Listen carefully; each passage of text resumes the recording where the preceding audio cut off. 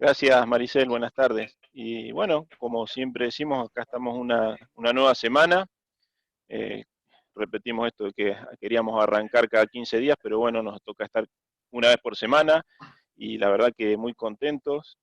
Hace unos días en el Consejo Directivo se habló justamente de este ciclo de charlas en el Consejo Directivo de la Facultad.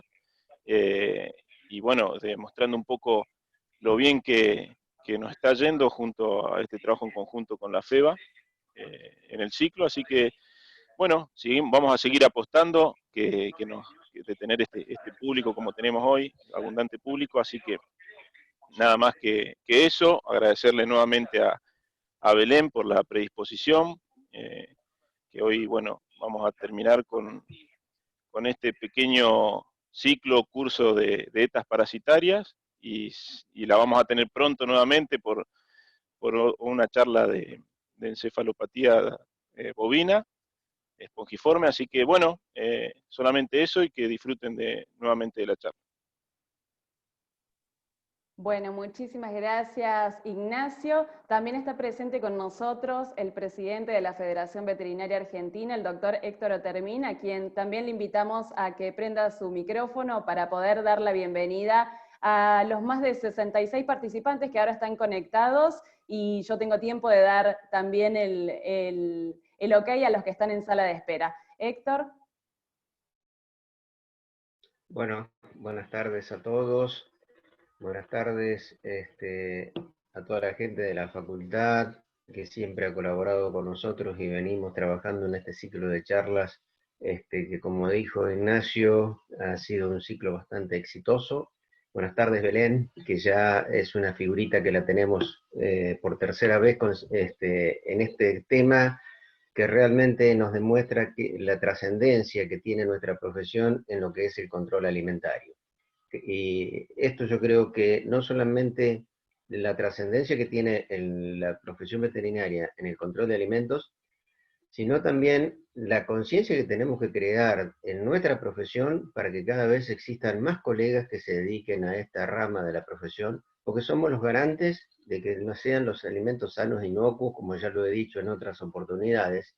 Y creo que desde la formación de los profesionales en todas las casas de estudios, se va a tener que hacer cada vez más hincapié, porque no debe faltar profesionales de las ciencias veterinarias cuando se requiera un control de alimentos. Yo creo que a veces en distintos controles a veces fallan porque existen a veces decisiones políticas que no quieren tener un profesional más para abonar o por razones económicas, y eso creo que lo tenemos que terminar porque es mucho más importante una vida humana que pagar a un profesional para garantizar la salud en cualquier localidad.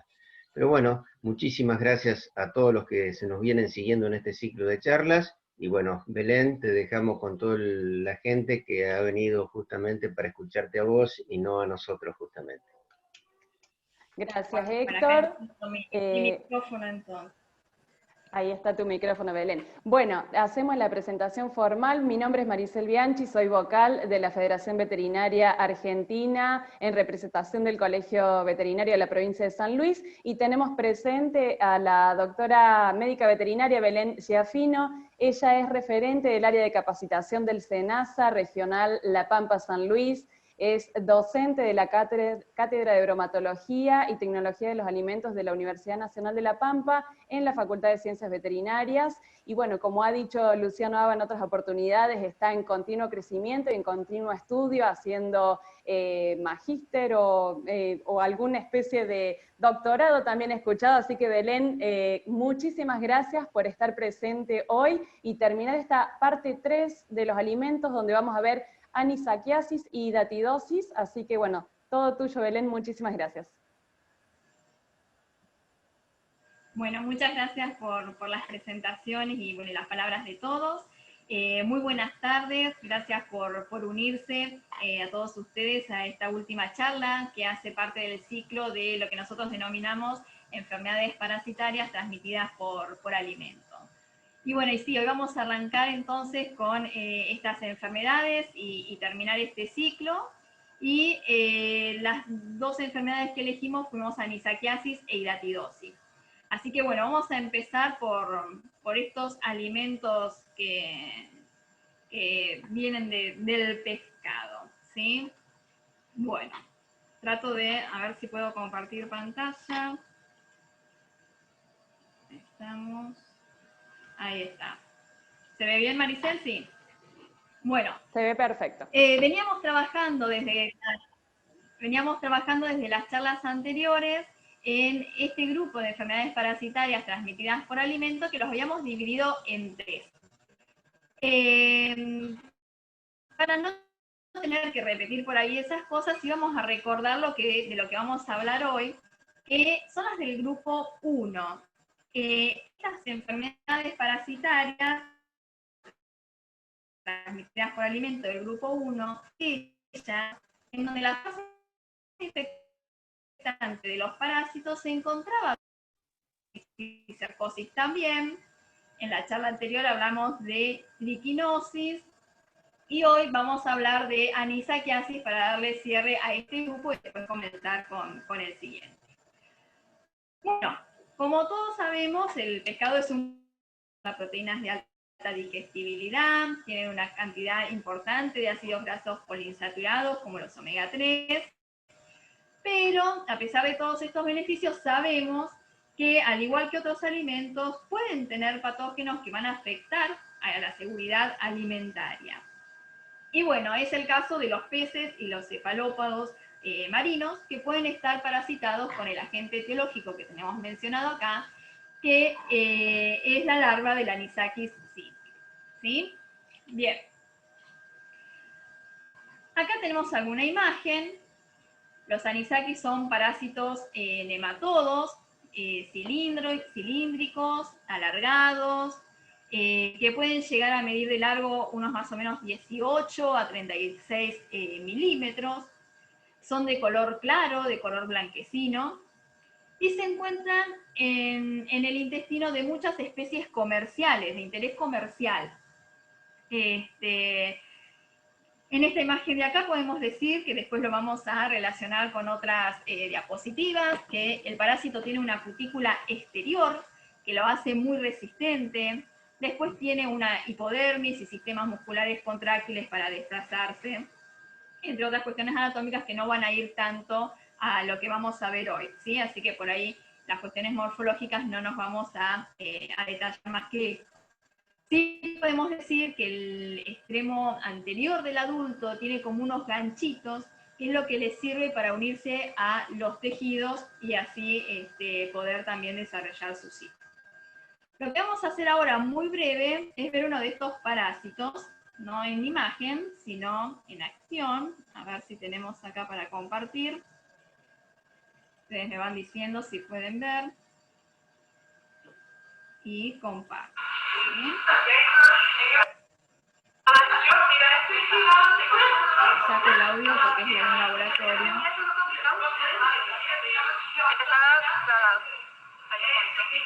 Por ahora no se estaría viendo lo que querés transmitir, Belén. Ahí. Ahora sí. Ahí sí. Maricela, ahí lo podés ver. Ahí se ve perfecto.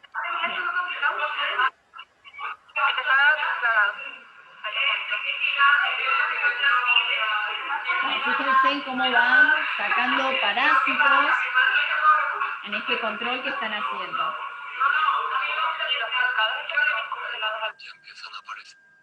Bien. Bueno, nos vamos a adelantar al siguiente video. Vamos a volver a la presentación. ¿Sí? Y bueno, vimos un poco de este parásito en acción. Bueno, vamos a hablar un poquito de lo que es el ciclo de vida del Anisakis simple. Este ciclo biológico de este parásito por ahí es un poco más complejo a los que vimos en otras oportunidades. Va a constar de 4 estadios larvales y un estadio adulto. Este primer estadio larval es el que se forma en los huevos que se expulsan al mar, que están anembrionados, pero con el contacto del agua van a formar sus primeros estadios larvales, ¿sí? Van a tener una muda de larva 2 también a larva 3. Esa larva que va a eclosionar y sale al exterior, la larva 3, las van a ingerir unos crustáceos que obviamente después van a ser ingeridos, sigue esa cadena, por un hospedador intermedio, ¿sí? Los crustáceos, perdón, que constituyen el primer hospedador intermediario, van a ser ingeridos por peces y calamares que van a ser como de hospedador de transporte, ¿sí? Esas larvas van a ir transitando en la cadena de un pez a otro pez hasta que los peces y los calamares que portan esas larvas 3 van a ser consumidos por otros mamíferos marinos de mayor tamaño que van a ser los huéspedes definitivos, ¿sí? Entonces, es ahí en estos animales donde se va a desarrollar la larva adulta y van a eliminar nuevamente esos huevos para perpetuar el ciclo. ¿Qué pasa cuando aparece el ser humano? Cuando esas larvas 3 que están en estos peces, ¿sí?, son consumidos por la persona, ¿sí?, por nosotros. Entonces, la larva 3 que se encuentra enquistada en el músculo, ¿sí?, o en las vísceras de los peces y cefalópodos, va a ser el que va a ser infectivo para el ser humano, que van a ser hospedadores accidentales, ¿sí? La larva no llega al estado de adultez en el ser humano, ¿bien?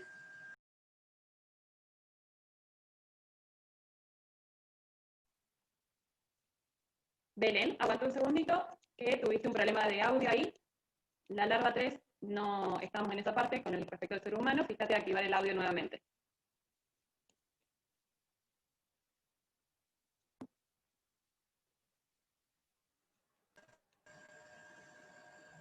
No sé si ahí me escuchan. Sí. Bueno, muy bien. Bueno, repito por las dudas. Esa larva 3 que nosotros tenemos en los peces o en los cefalópodos, cuando son ingeridos por el ser humano, ¿sí?, es donde nosotros como ser humano nos transformamos en ese huésped accidental, ¿sí?, o incidental.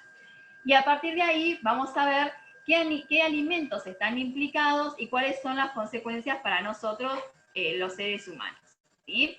Y lo que mencionaba, perdón, era que en el caso de nosotros como huéspedes accidentales, hospedadores accidentales, la larva, por lo cual no tenemos algún tipo de acción en el ciclo. Bueno, hoy tengo problemas con la presentación. Ahí estamos. Bueno, alimentos implicados. Esta larva entonces dijimos que va a parasitar el tejido muscular y las vísceras de algunos peces y crustáceos. Entonces, ese parasitismo va a ser accidental, pero se produce por el consumo de alguno de estos peces que nosotros podemos ver acá, cuando contengan la larva viable y se incluyan en alguna dieta que sea de algún plato preparado crudo o poco cocinado.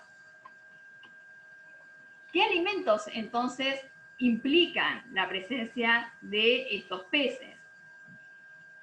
Generalmente en los países donde se practican hábitos alimentarios, en donde hay platos populares o muy conocidos o incluso de moda en el que contienen el pescado crudo, son alimentos que van a tener un riesgo para esa población. En nuestro caso, ¿sí?, en la actualidad, algunas de estas parasitosis han tomado renombre y han empezado a ser conocidas, cuando en realidad solo eran conocidas en otras culturas, pero por el hecho de que se ha incorporado el hábito de comer sushi, sashimi o algún plato peruano como el ceviche, que tiene estos peces que dentro de, digamos, de su receta está el pescado crudo. Yo, si puedo, vamos a poner un videito muy chiquitito. A ver si lo tengo por acá. Me esperan un ratito.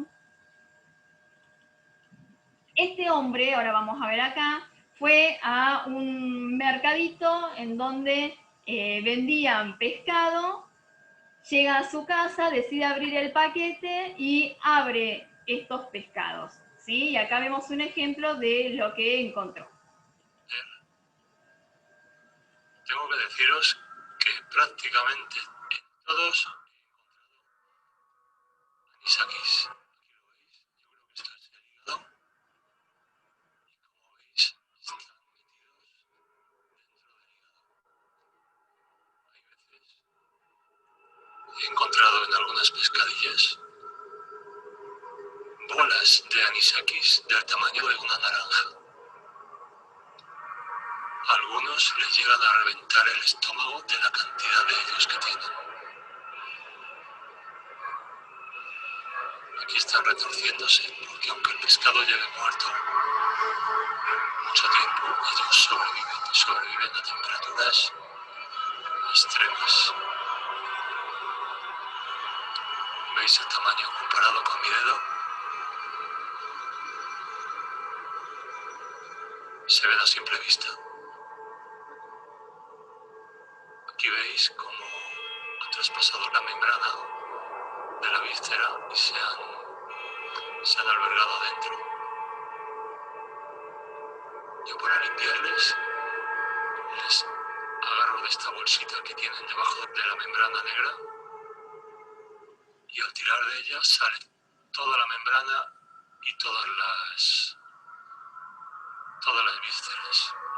A este le han invadido de tal manera que tenía la tripa reventada. Fijaros qué cantidad de anisakis.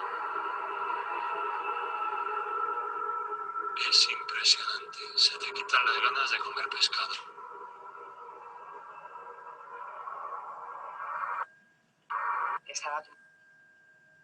Bueno, la idea es que no se nos quite las ganas de comer pescado. Para nada. Entonces vamos a ver qué cosas tenemos que tener en cuenta para que esto no suceda ni que tampoco lo encontremos. Entonces, vamos a hablar un poco de la sintomatología. Los síntomas que se producen por la infección de anisakis simples son el resultado de, digamos, de una reacción inflamatoria que genera el parásito, luego que se adhiere o que penetra en la mucosa del tubo digestivo. Estas manifestaciones clínicas van a depender, obviamente, de qué órgano sea atacado por el parásito, en dónde es que se va a localizar y a partir de ahí se genere la reacción. Tradicionalmente, lo que se conoce es la anisakis gástrica o la anisakiosis intestinal. ¿Cuáles son los síntomas? En el caso de la gástrica, muchas veces es el dolor de estómago, que sucede hasta incluso 12 horas después de la ingestión del pescado. Hay registros en el que la persona manifiesta un dolor abdominal intenso, fiebre, diarrea, náuseas, vómitos, ¿sí? Si hablamos de una anisakiasis intestinal, los síntomas pueden aparecer casi incluso después de 3-7 días posterior a la ingesta del pescado contaminado con estas larvas, y también van a consistir en un dolor abdominal agudo, una alteración en el ritmo intestinal, puede cursar con diarrea o con estreñimiento, y hay casos que se detecta una obstrucción intestinal en el peor de los casos. También hay una anisakiasis que puede ser extragastrointestinal, y hay una forma no invasiva, que cuando estos parásitos se asientan en la mucosa esofágica o en la orofágica, pueden generar como una reacción de dolor de garganta o de sensación de cuerpo extraño, de que me ahogo, ¿sí? Y también puede afectar otros tejidos, generando algún tipo de nódulos que pueden ser incluso hasta detectables con, digamos, por palpación. Pero hay algo que no debemos olvidar y que debemos tener en cuenta, que es la reacción alérgica. Porque todos estos síntomas que estuvimos hablando hasta recién, es importante que para esto el parásito esté vivo. Pero ¿qué pasa cuando uno piensa que solamente los síntomas son a partir de ese parásito vivo que yo ingiero? No, también está estudiado que hay larvas que estaban presumiblemente muertas, ¿sí? Y que por alguna reacción de hipersensibilidad digamos, a un antígeno que es termostable del parásito, puede generar una reacción alérgica. ¿Cómo es esa reacción alérgica? ¿Cómo cursa? Como vemos acá, urticaria, que se puede ver en la piel, perdón, corrí sin querer, una sensación de ahogo, de dificultad para respirar, angioedema, afecta al sistema cardiovascular y en el peor de los casos puede haber un choque anafiláctico, ¿sí? Y la persona puede morir. Bueno, vamos a ver otro video muy breve en donde una persona que sufrió de esta situación nos puede explicar un poco mejor.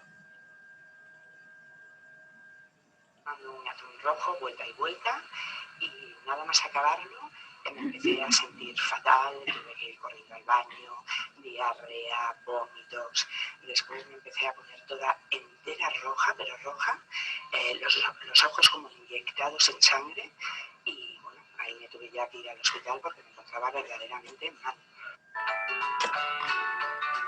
Bueno, acá me adelanté a lo que se viene. Bien, vamos a volver a la pantalla, les prometo que por esta enfermedad no vamos a ver otro video. Pero bueno, me parece que está interesante cuando dice al inicio del video, no sé si lo alcanzaron a escuchar, que ella hizo el pescado vuelta y vuelta. Muchas veces hablamos esto en cuanto a las enfermedades transmitidas por alimentos, cuando no llegamos a una cocción adecuada, ¿sí? A la indicada. Entonces dio un detalle al principio de su video, de su relato, y a partir de ahí, ¿qué es lo que le había sucedido? Bueno, ¿cuáles son los factores de riesgo que tenemos y que aparecen en nuestra sociedad? Nosotros debemos saber que en nuestro país es una zoonosis emergente por la importación de nuevos hábitos. ¿Qué queremos decir con esto? En el primer punto yo les puse que los factores de riesgo pueden ser culturales y socioeconómicos. Y hablamos acá de la globalización, a eso es lo que yo me refiero. Quiere decir que hoy que en gran medida tenemos un acceso a Internet, hay una proliferación importante de programas de televisión que se dedican a la gastronomía y presentan un montón de recetas súper deliciosas y tentadoras, hace que nosotros probemos con estos alimentos, que tengamos cambios culturales y consumamos estas comidas que antes para nosotros eran exóticas. Entonces, el sushi, por ejemplo, que era un producto que antes no era de consumo tan conocido, en Argentina ya integra parte de un menú habitual, incluso hay un delivery, y en casi todas las ciudades tenemos una casa de comidas en donde esto lo podemos adquirir fácilmente. Entonces, muchas veces, en vez de pedirse una empanada o una pizza, que era lo tradicional, un grupo de amigos o una familia puede incorporar estos nuevos hábitos alimenticios. ¿Qué pasa con una población con menos recursos económicos? ¿Es un factor de riesgo? También, sí, porque el consumo de pescado crudo mal cocido también puede surgir de una pesca de subsistencia. Entonces, nosotros tenemos un grupo de gente que debe conocer cuáles son los riesgos y cuáles son las medidas preventivas que debemos tener. Si hablamos de factores geográficos, nosotros podemos decir que hay un montón de provincias argentinas que tienen una distancia considerable al mar, entonces toda la carne de pescado que nosotros recibimos va a llegar congelada. Y ahora vamos a ver la importancia de que llegue congelado ese pescado.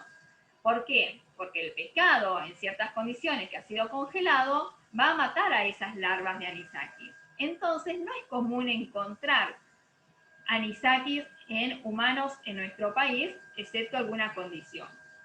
Pero en otros países o en otras regiones, donde sí se consuman estos platos con frutos del mar, que hayan sido salados suavemente, ahumados o crudos, el contagio puede ser, o la existencia de casos, puede ser cada vez mayor.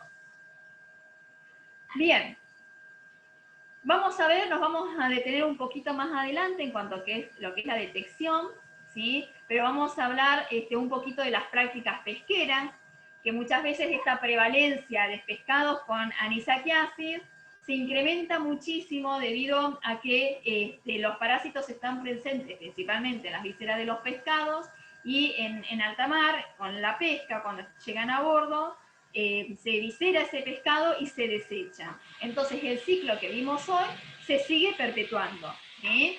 Entonces es muy importante esa detección y ver de qué manera podemos prevenir este tipo de acción. Bueno, si conocemos los factores de riesgo, podemos determinar cuáles son las medidas preventivas. Entonces, además de las que yo les puse acá a modo, digamos, de resumen, nosotros podemos dividirlas en las buenas prácticas que debemos tener en cuenta en el barco, por ejemplo. Entonces, una evisceración, nosotros vemos acá estas fotos, arriba a la derecha, abajo también a la derecha. La evisceración lo más pronto posible en el barco, ¿sí?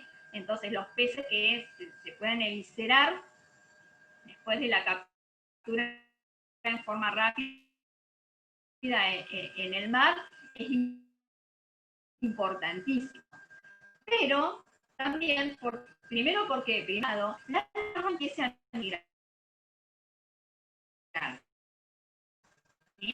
Entonces, es la cavidad abdominal cuando consumimos esa carne de pescado. ¿Ah?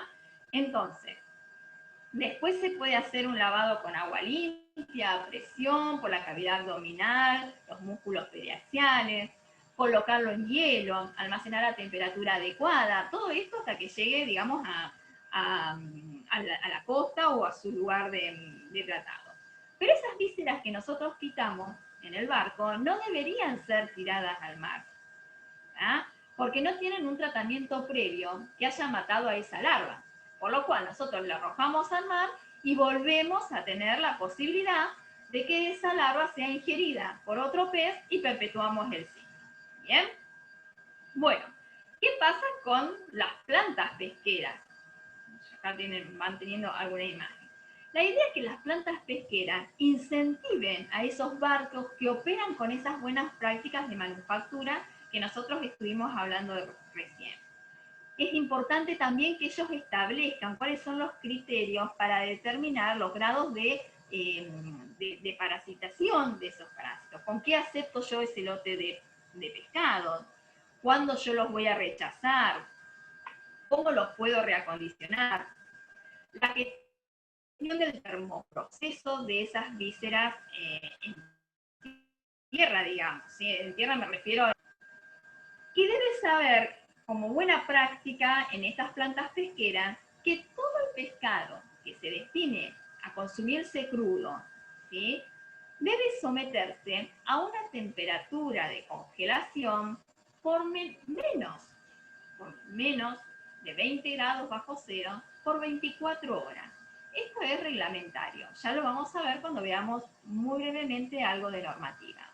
Entonces, ¿qué fundamental es el cumplimiento de estas condiciones de congelado para esos pescados que se sepan que pueden llegar a ser destinados a una alimentación, a un plato que se consuma crudo o, por ejemplo, a un lado que no va a matar el parásito?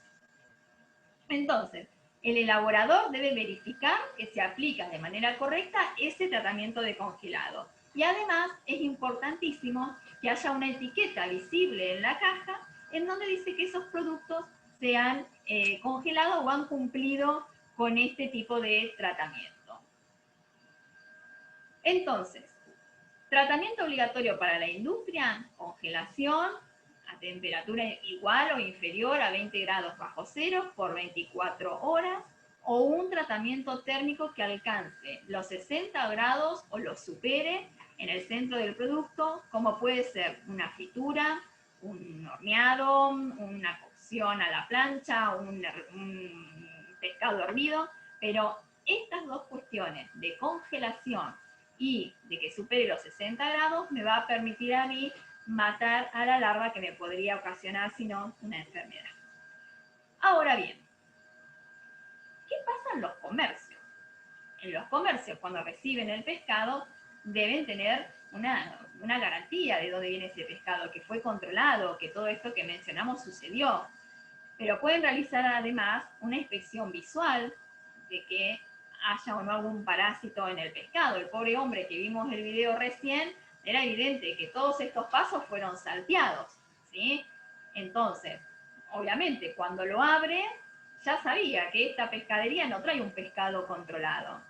Lo abrió, yo el video lo edité y le corté un poquito, pero en realidad el hombre venía con su bolsita, lo abre y se encuentra con la situación.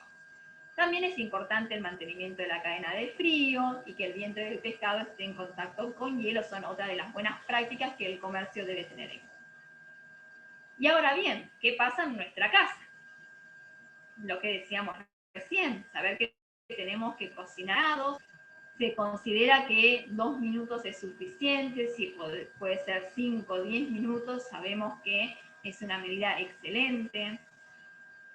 Muchas veces nosotros ahora usamos microondas.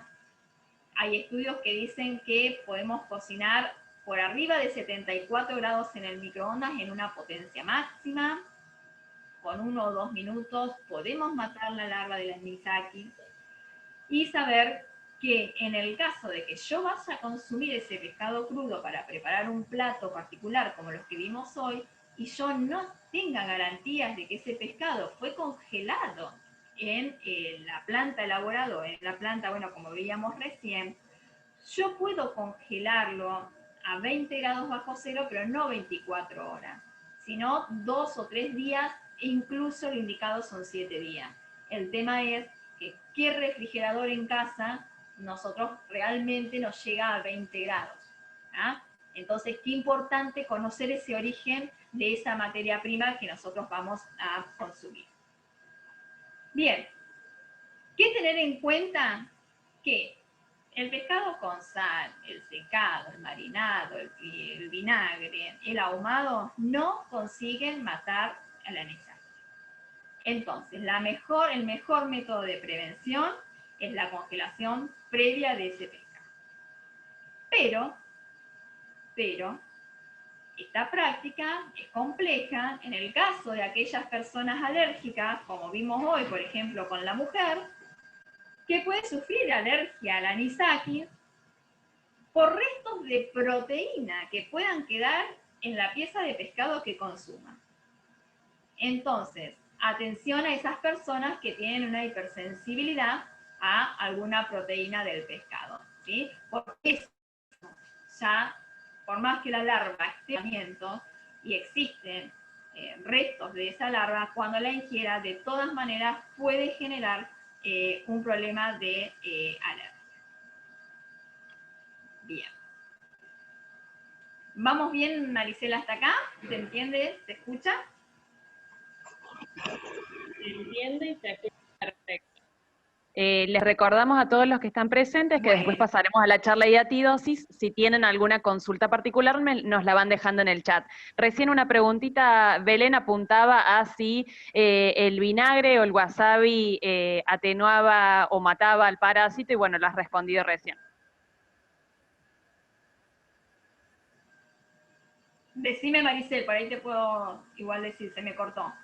Te comentaba que recién había una pregunta en el chat sobre si el anisaki se atenuaba o se moría con la vinagrado o el wasabi, pero acabas de contestar esa pregunta recién en tu charla. Sí. Bueno, se me corta un poco, Maricel, vos decime cualquier cosa si no se me escucha. Pero sí, por ejemplo, para algunas de estas especialidades, como el sushi, bueno, también el ceviche, que son estos alimentos que estuvimos hablando hoy, en algunos de ellos se utiliza el vinagre de arroz, que es a partir de, bueno, que se genera a partir de la fermentación del arroz, y no mata ese vinagre al parásito, ¿sí? Entonces por ahí uno se confía que, bueno, que baja el pH, pero no, en este caso no funcionaría. Y con el tema del wasabi, que se utiliza también para estos platos de comida, que en realidad sirve para condimentar al sushi, No, es un mito. Se decía que eliminaba el anisakis, pero no hay pruebas y en realidad los estudios dicen que no matan al parásito. Perfecto, seguí tranquila, Belén. Bien. No tenemos más preguntas por ahora. Muy bien. Bueno, vamos a hablar ahora un poquito de la técnica de detección del anisakis. Qué importante, ¿sí? Porque vimos que en el momento en el barco es importante, para el comerciante es importante, en las plantas pesqueras también, y en casa vimos el video que también. Entonces, tanto en la industria alimentaria como en los grupos de investigación, muchos de los esfuerzos están dirigidos a esto, porque es muy importante evitar la presencia de las larvas viables del anisakis. Por supuesto, antes de la comercialización, es la idea que se detecten estos parásitos. Entonces, han desarrollado muchísimos procedimientos para permitir detectar esas larvas en las piezas de pescado, y ya sea eliminarla o controlando a partir de retirando los lotes que están muy contaminados. Bueno, lo que se hace es tratar de desarrollar y perfeccionar esas técnicas que sean de detección automática, ¿bien? En donde por ahí se incide a la muestra con un herramienta. Pero hoy por hoy lo que vamos a ver es el examen visual simple. Ustedes pueden ver las ventajas y desventajas que yo les escribí acá. Es un método que sirve para detectar las larvas en vísceras y en el músculo del pescado. Se hacen unos cortes muy chiquititos, más o menos de 5 milímetros aproximadamente, bueno, se tratan de visualizar las larvas que estén ubicadas en el pescado. Acá podemos tener algunas imágenes y agradezco a la gente que me ha enviado fotos y que ha colaborado con esta presentación. Así que, bueno, vamos a ver acá, cuando decimos ahora, que verlo de manera directa. Entonces, fíjense en que las larvas van a encontrar enrolladitas en algún órgano de la cavidad abdominal, principalmente el hígado o en el mesenterio, pero después, ante el estrés de la cápsula, es la transiluminación. Yo acá también, para no repetirle cuáles son las ventajas, sus desventajas, es siempre importante que los métodos sean rápidos,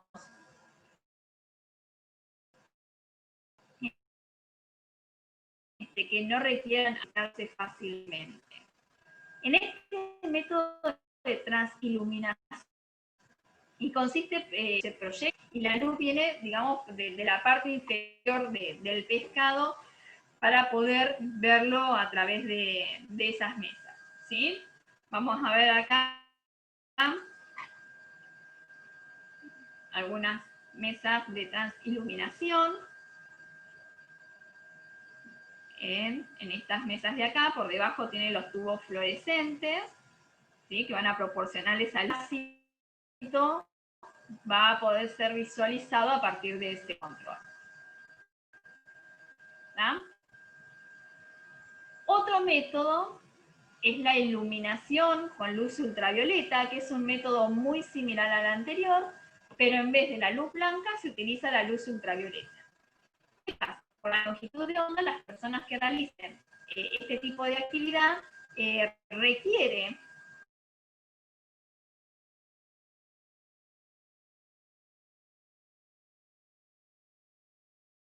se realiza en una habitación oscura, ¿sí? Y la proyección de la luz ultravioleta. Entonces, ¿qué pasa? Las larvas del anisakis se van a mostrar de un color particular, un azul fluorescente, que va a contrastar contra otras cosas que podría tener, como las espinas, el tejido conectivo, otros parásitos que incluso, qué sé yo, se ven de color amarillo. Entonces, de esa manera se puede hacer una detección del anisakis simple.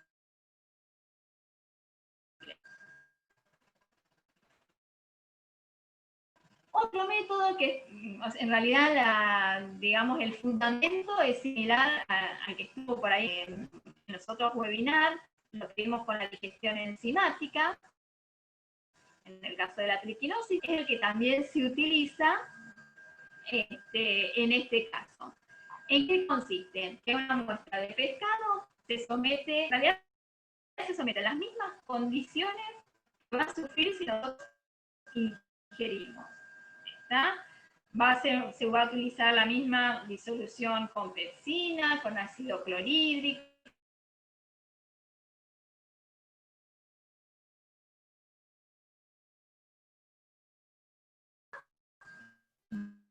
va a liberarse, va a salir, y a partir de ahí se puede visualizar y, digamos, y recuperar. Bueno, hay otras técnicas de detección, como la de conductividad, pero bueno, me parece que era suficiente mostrarle algunas de ellas, las más utilizadas.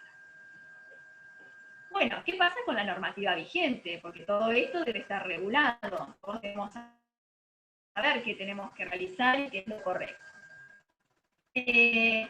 Básicamente, la normativa de referencia es de Unión Europea, el reglamento 853. Bueno, ahí van a detallar algunas normas que se aplican a los productos de la pesca.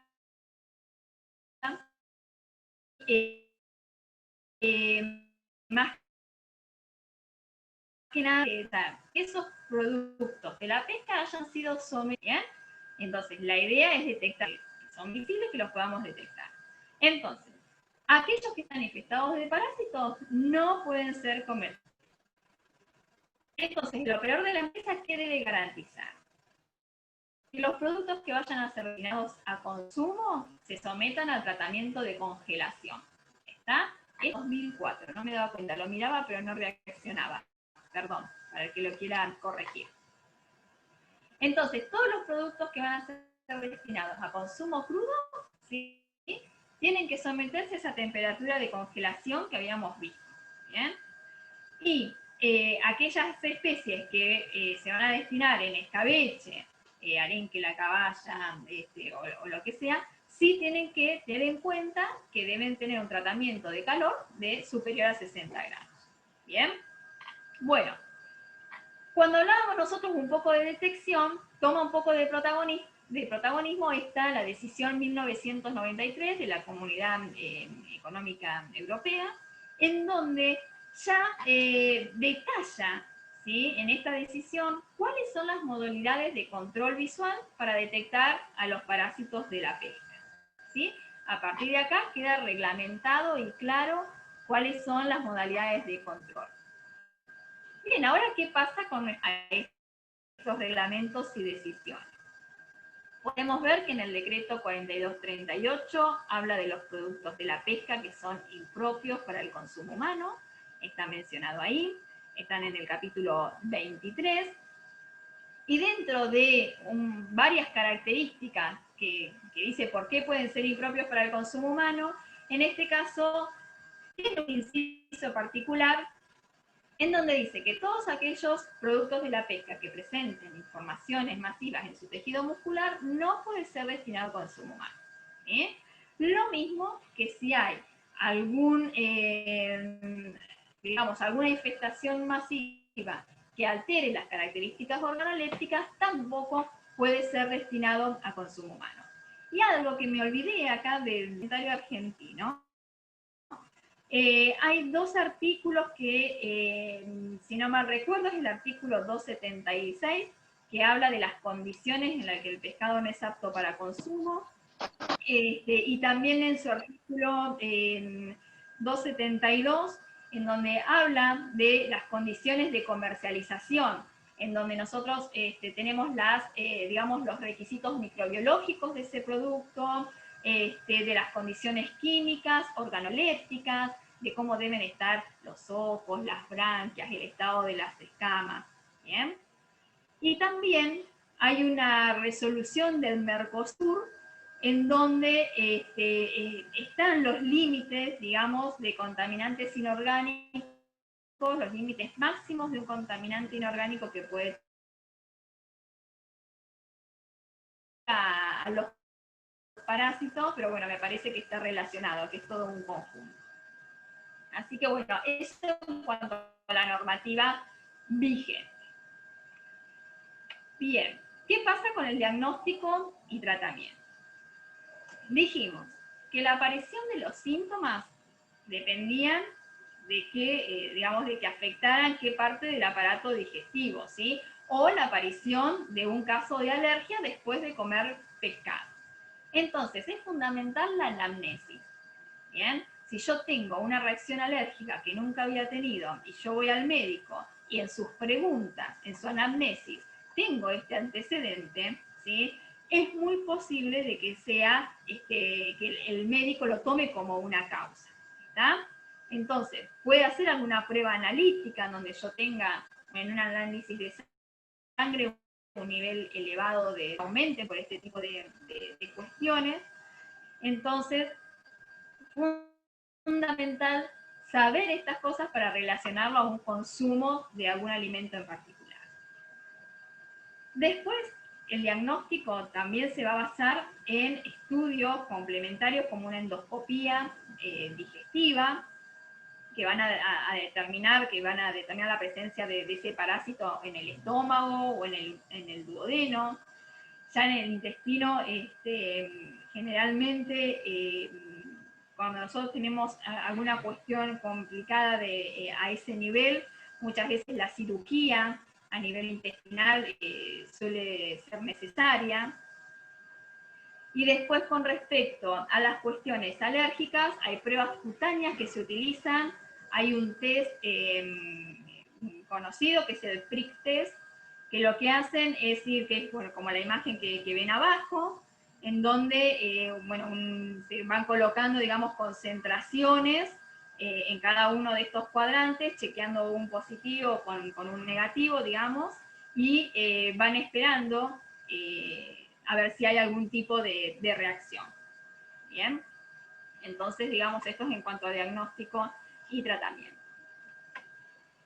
Bueno, después podemos ver que en otros lugares las campañas de prevención son muy importantes, quizás nosotros no estamos acostumbrados a ver este tipo de campañas, ¿sí? Por ahí un poco más relacionado a charlas anteriores que hemos tenido, pero bueno, en realidad la prevención de estas enfermedades parasitarias o de esta zoonosis recae en el cumplimiento siempre de la normativa y todas esas bases legales que ya hemos mencionado, y llegamos al consumidor, ¿sí? Tanto a las amas de casas, a los restaurantes o a los lugares de delivery y producción de estas comidas. En el caso de Argentina, a mí siempre me gusta buscar también alguna noticia que nos haga ver de que no es algo que sucede en otro lugar, que sí hay casos que van en aumento por estas nuevas costumbres. Y bueno, y estos son algunos de los titulares que conseguí para presentar. Bueno, Maricel, yo acá termino con la primera presentación. No sé cómo estamos de tiempo, si damos para una segunda. Perfecto. Cecilia, ¿me escuchás ahí? Cecilia, Belén. Sí, te voy a nombrar siempre como Cecilia.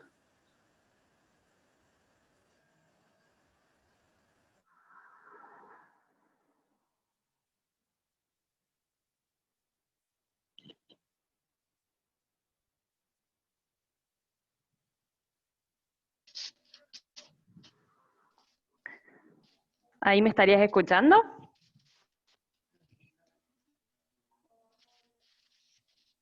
Vos ahí tenés apagado el micrófono. No, creo que lo apagaste vos. Bien, ahí estamos. Perfecto. Bueno, mira, una de las consultas iba apuntado al rol del SENASA en esta enfermedad.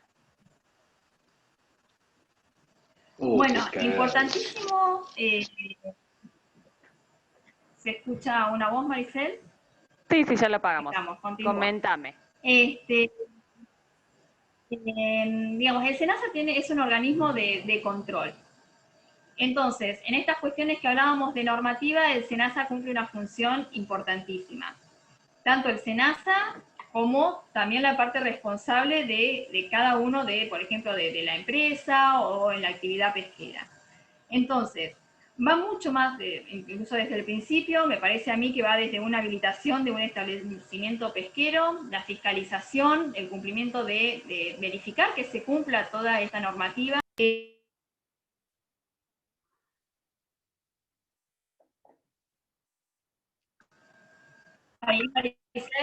Ahí fíjate, Belén, el audio. Sí, no, Sí, vos no preocupate, recién nos hablabas de la normativa del SENASA. Bien, el cumplimiento entonces de la normativa me parece a mí que es fundamental en el rol del SENASA, y también en eso, en cuanto le hablamos a la calidad sanitaria del alimento, ¿bien? La presencia para el control de estas detecciones y las acciones que se tomen sobre ese producto.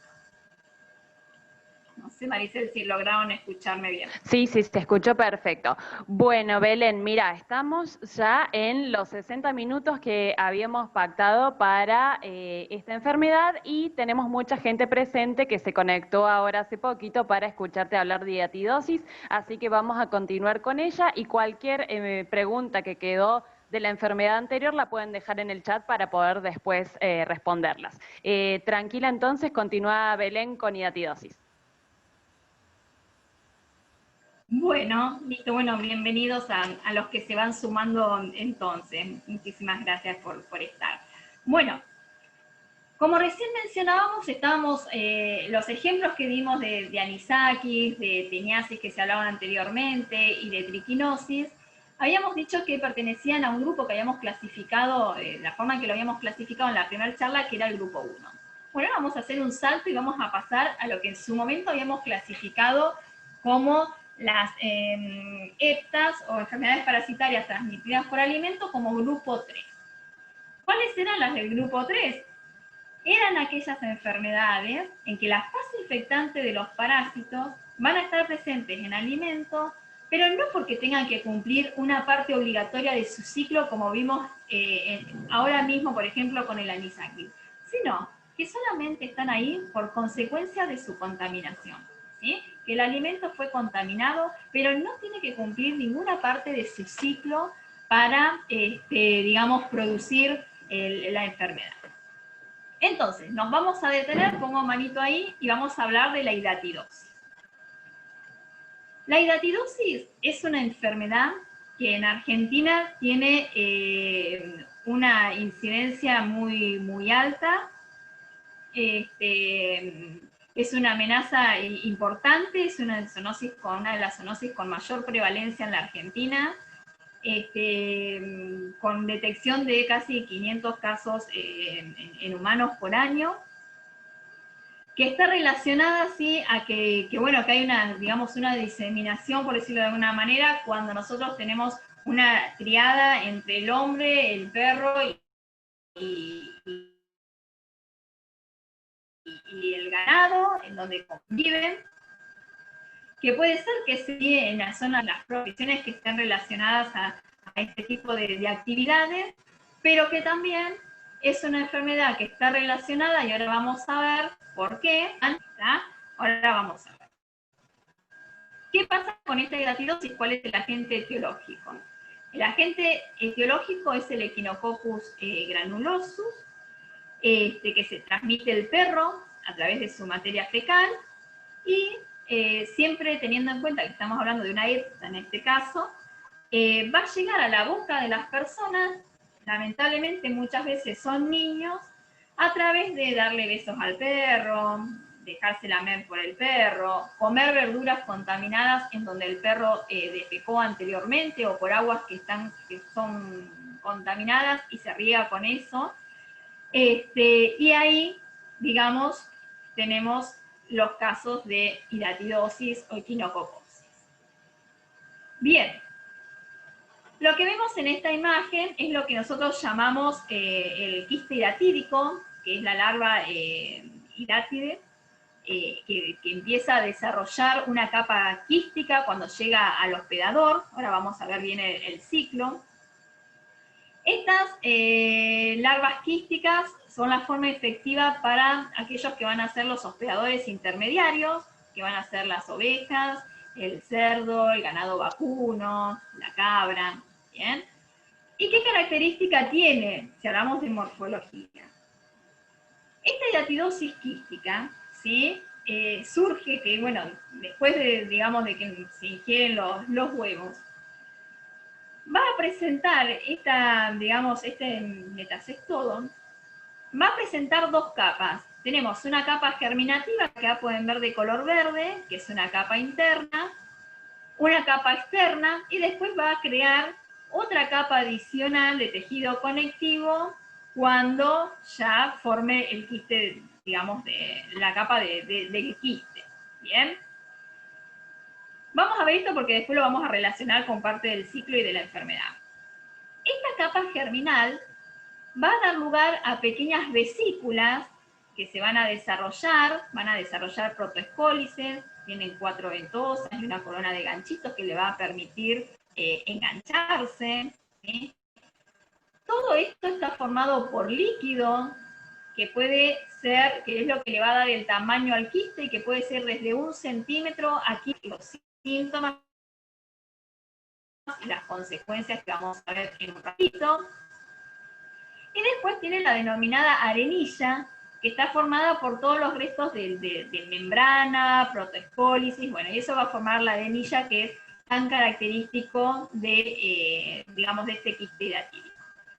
¿Qué pasa con el Echinococcus? Este cestodo adulto se va a localizar en el intestino delgado de los perros. Esto es lo que nosotros vamos a tener y encontrar en el perro. Son parásitos que miden entre 2 y 6 milímetros, constan generalmente de 3 o 4 proglótidos, yo acá anoté, generalmente puede haber alguno que sea inmaduro, un proglótido sexualmente maduro, y acá tenemos la característica, y vean ustedes, de un proglótido grávido. ¿Bien? Y ya dijimos que tenía una cadena de ganchos. Vamos a ver también, ya que vimos del otro parásito, vamos a ver también a este parásito adulto. Muy bien.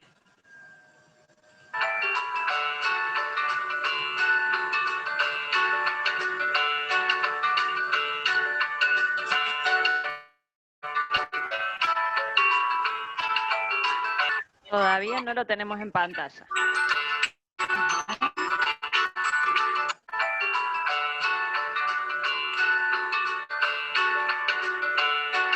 Ahí estamos, Belén.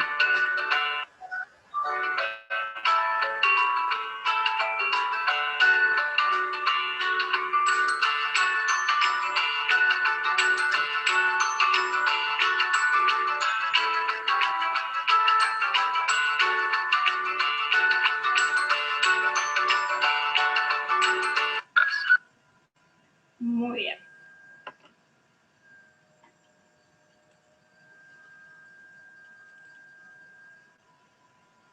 Estamos.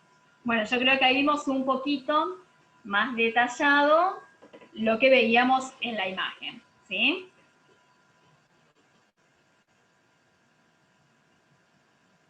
¿Ya están viendo pantalla? Estamos viendo una compañera tuya del SENASA en este momento. Tenés que cambiar la pantalla. Ahora sí. Ahí estamos. Muy bien. Bueno, vamos a hablar entonces un poquito del ciclo de vida del parásito. Bien.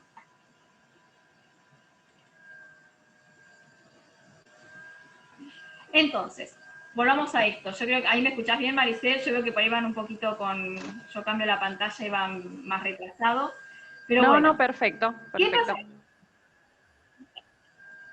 Vamos al ciclo de este parásito. El adulto del parásito, ¿sí? Del Echinococcus granulosus, va a estar en el hospedador definitivo, que puede ser el perro u otros canes, ¿sí? El perro va a defecar, ¿sí? Y va a liberar esos huevos embrionados por la materia fecal. Cuando, digamos, hay una ingestión por un hospedador intermediario de esos huevos que han contaminado el ambiente, ¿sí?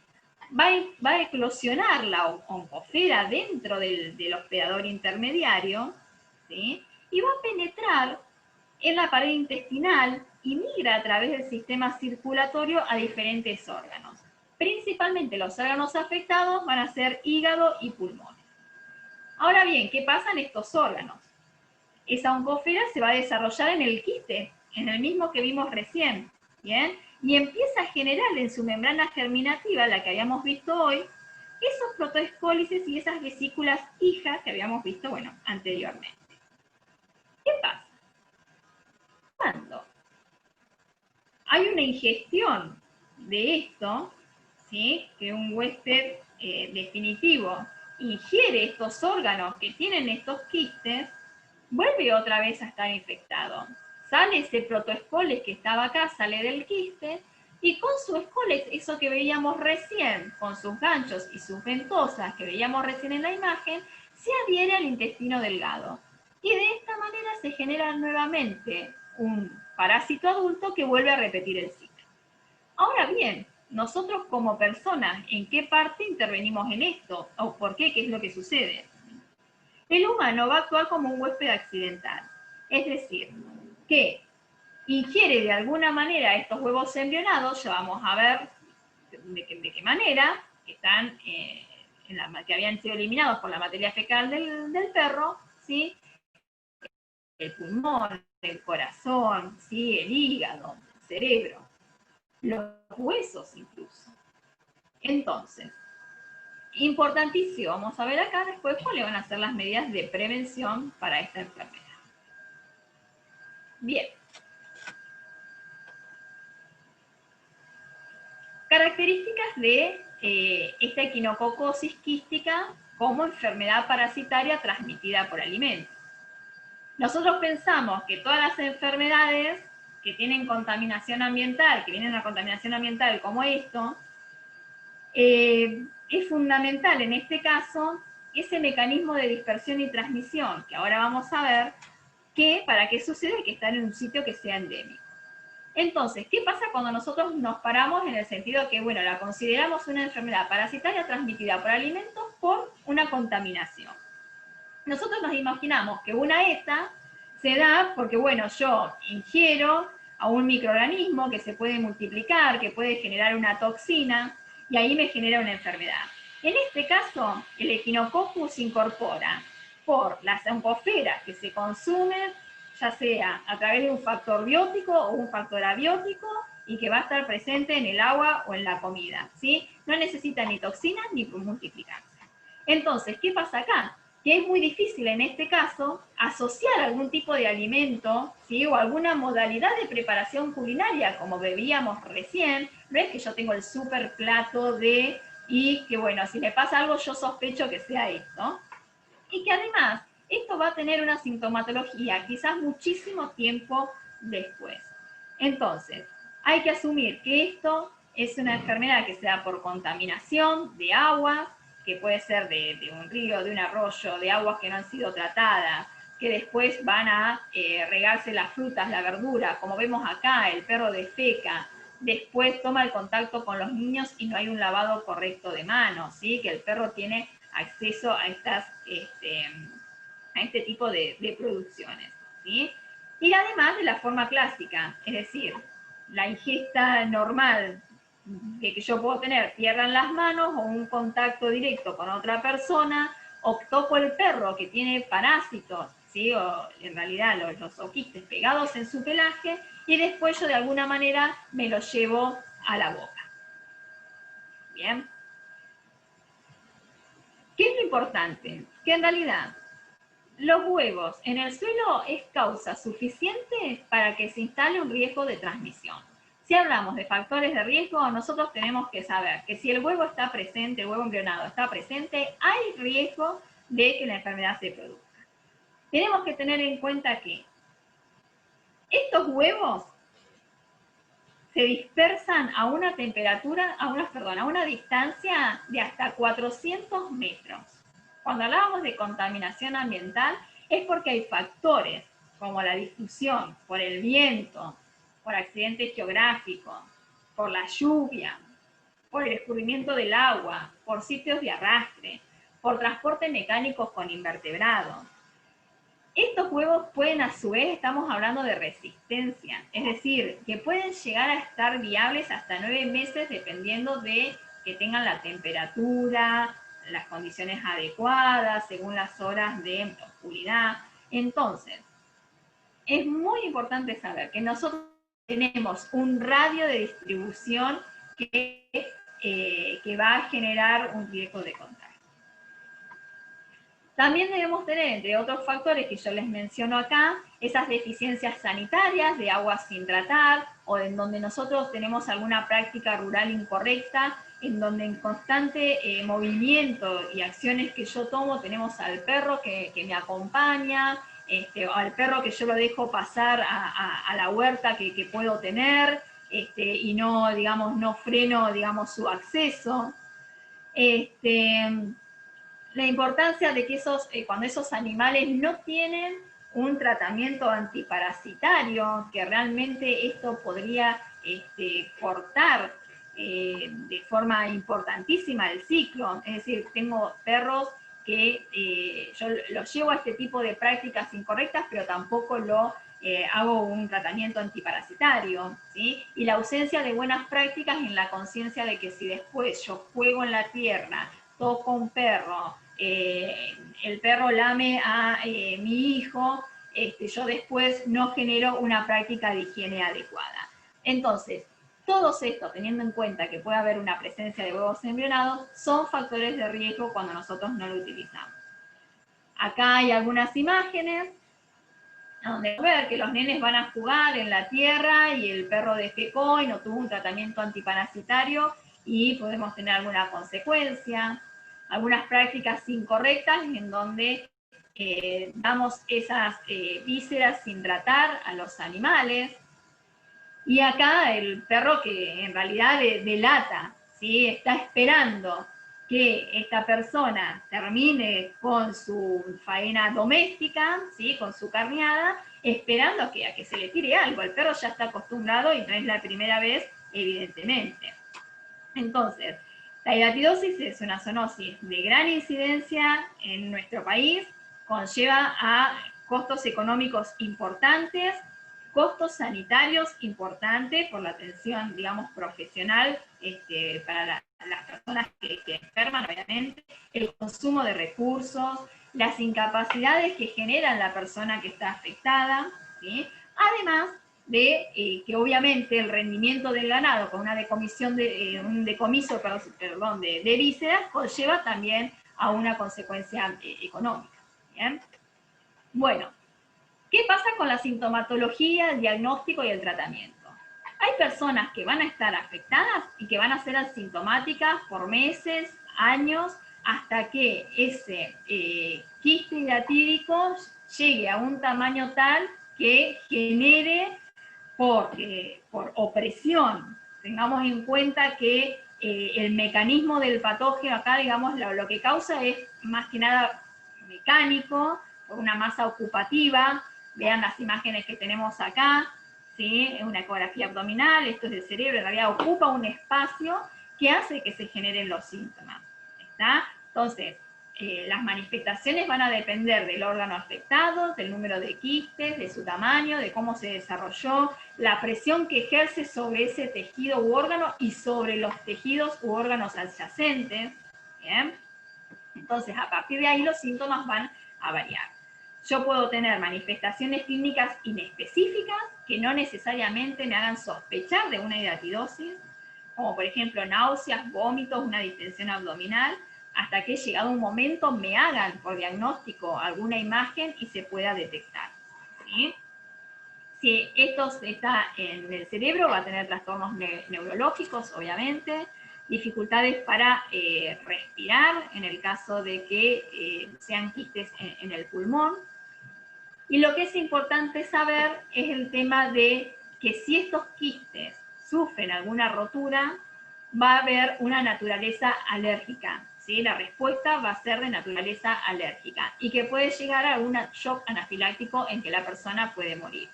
Entonces, los tratamientos de estos generalmente son quirúrgicos, ¿sí? Hay una técnica que es de punción, aspiración, se inyecta después una sustancia como para matar una larva y se vuelve a aspirar. Hay en casos en que el tratamiento no puede ser quirúrgico, por ejemplo, esto también dijimos que afectaba a algunos huesos, entonces se debe hacer otro tipo de tratamientos con fármacos.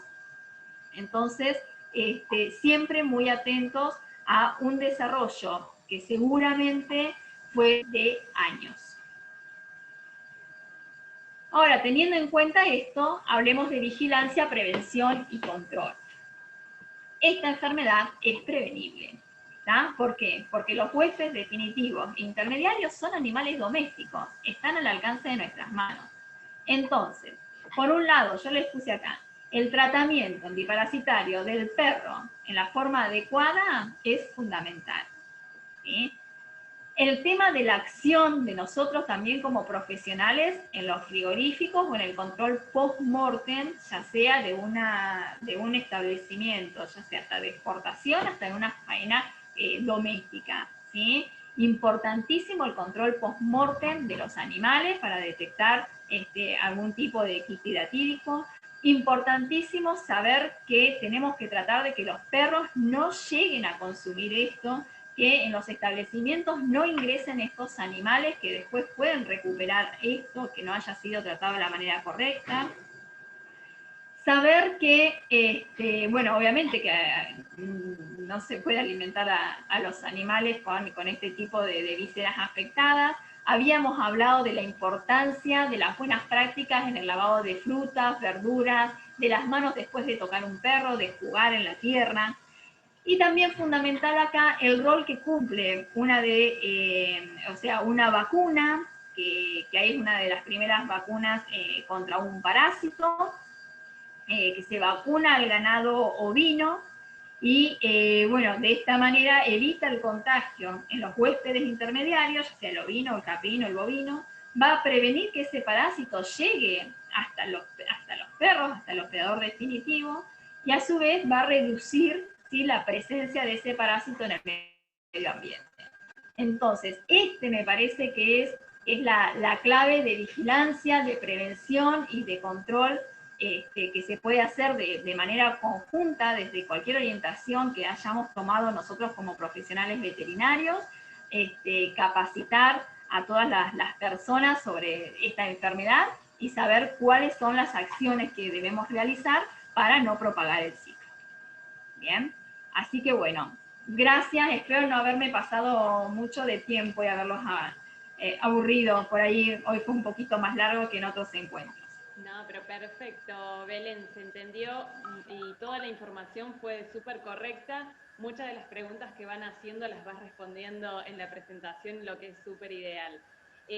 Bueno, para todos los presentes, la primera consulta siempre va a ser si las grabaciones de las charlas de la doctora Belén Schiaffino van a estar presentes en la página de la Federación. Les comentamos que las 3 charlas van a estar la semana próxima ya editadas, aunque si ya las buscan a través de los datos de Belén y el nombre de las charlas, este ciclo de charlas para ETAs parasitarias ya se encuentran disponibles en YouTube. También en la página de la Universidad Nacional de La Pampa, en la Facultad de Veterinaria. Están los correos electrónicos de Belén por cualquier consulta que haya quedado presente sobre cualquiera de las enfermedades que se han dictado. Y bueno, felicitaciones, ha sido excelente toda la exposición. Como te digo, muchas de las consultas que se fueron realizando las fuiste respondiendo en la misma presentación, así que muy agradecidos. Bueno. Hay algunas referidas puntualmente a prevención y hay algunas que apuntaban puntualmente a qué hacer con, digamos, en una carneada con vísceras que tienen quistes, o sea, cómo actuar, digamos, frente a eso, qué se hace con ese desecho, básicamente. Bien, perdón si no lo nombré. Lo que se hace es un tratamiento térmico en donde, digamos, debe llegar al menos a 80 grados centígrados durante 10 minutos, ¿sí? Esa, digamos, es la medida, digamos, que se debe tomar para poder inactivar el parásito, ¿sí? Porque sí, yo todo el tiempo creo que mencionaba que no debían entregarse, obviamente, dudas, pero bueno, tratamiento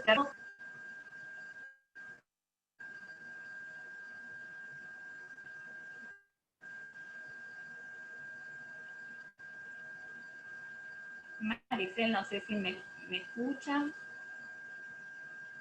Sí, se escucha perfecto. Bueno, Belén, quizás se me corta a mí un poco la voz. Lo vamos a invitar a Héctor a que haga el cierre de estas charlas. Bueno, Belén, la verdad que bueno, ha sido todo muy claro. Yo solamente te quiero hacer una pregunta con respecto al anisakis, a ver si es un parásito que lo podés encontrar en todas las aguas, es más predisponente a encontrarse en aguas cálidas o en distintos sectores, o hay algunos lugares que por ahí el parásito no No, lo encontrás. ay, perdón, Héctor, porque se me cortó. Espero no haberte interrumpido. Tenemos que tener en cuenta que esto es para agua de mar, ¿sí? Yo traté de buscar en el caso de la piscicultura, a ver si había algún artículo y algo, y la verdad que no he encontrado, Héctor. No sé si responde por ahí tu Sí, pregunta. perfecto, perfecto. Pero bueno, ya cuando ha sido demasiado clara, yo creo que ya cuando cumplas con alguna de las convocatorias que te han hecho a través del chat, la gente de Senasac de Paraguay estaba manifestando que quería que fueras a disertar. Yo Bueno, quisiera gracias. manifestar que si vas a Paraguay vamos a ir en conjunto, Facultad de Veterinaria y Sí, FEBA, y de y paso visitamos a algunos amigos que comparten con nosotros en la Comisión de Sanidad Animal del CBP. El CBP es el Comité Veterinario Permanente del Cono Sur, para los que no lo conocen, así que podemos hacer una visita entre todo el equipo directamente al Paraguay. Pero bueno, yo muchas estaría gracias. encantada, así que gracias por la invitación. Bueno, muchas gracias, Belén, muchas gracias a todos los que han estado escuchando y estoy seguro que les ha sido de muchísima utilidad todos los conocimientos que les has brindado. Así que muchas gracias a vos, a la facultad, Maricel, con tu excelente conducción. Así que bueno, nos estaremos viendo el próximo martes con otra charla del ciclo de webinar junto a la facultad. Genial siempre la audiencia, así que nos encontramos el próximo martes, pero bueno, con otro tema.